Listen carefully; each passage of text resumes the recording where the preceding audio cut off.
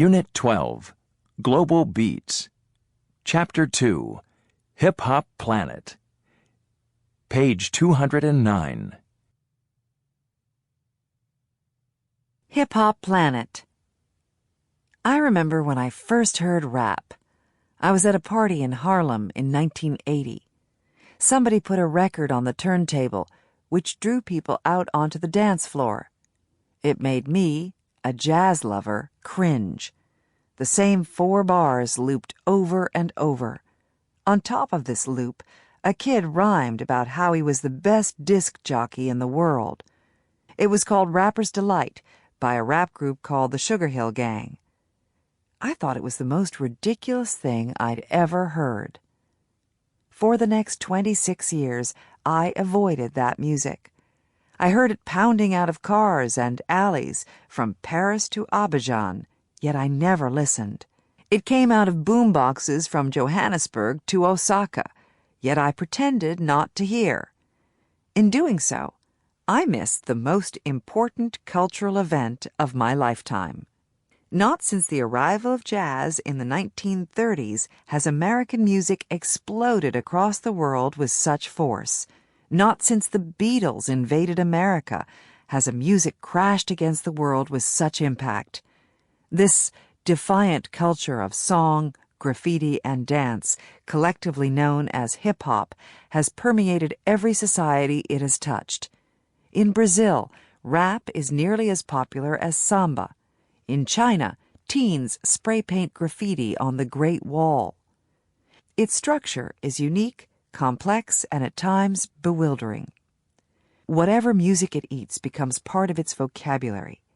It is a music that defies definition, yet defines our society. To many of my generation, despite all attempts to exploit it, classify it, and analyze it, hip-hop remains an enigma. It is the music of race and class, and for that reason, it is full of people who claim to know the facts, when the reality of race is dependent on time, place, circumstance, and who's telling the history. Here's the real story. In the mid-1970s, New York City was nearly broke. The public school system was forced to cut arts funding. Gone were the days when you could walk into the band room, rent an instrument for a small fee, and go home to play it. The kids of the South Bronx and Harlem, used to making do with what they had, improvised. In the summer of 1973, a black teenager named Africa Bambaataa set up a speaker in his mother's living room window, ran a wire to the turntable in his bedroom, and set the neighborhood alight with party music. At the same time, a Jamaican teenager named Kool DJ Herc was starting up the scene in the East Bronx, while a technical whiz named Grandmaster Flash was doing the same a couple of miles south. The Bronx became a music center for Puerto Ricans, Jamaicans, Dominicans, and Black Americans. These early pioneers would get together to do battle, dance, trade rhymes, check out each other's records and equipment, not knowing that they were writing musical history. Among them was a man named Lovebug Starski, who was said to use the phrase hip-hop between breaks to keep time. This is how it worked. A DJ played records on 2 turntables. Someone else served as master of ceremonies, or MC. DJs moved the record back and forth under the needle to create a scratch, or to drop the needle on the record where the beat was the hottest, playing the break over and over. MCs rapped over the music to keep the party going. Dance styles were created. In fact, the focus initially was not on the MCs, but on the dancers.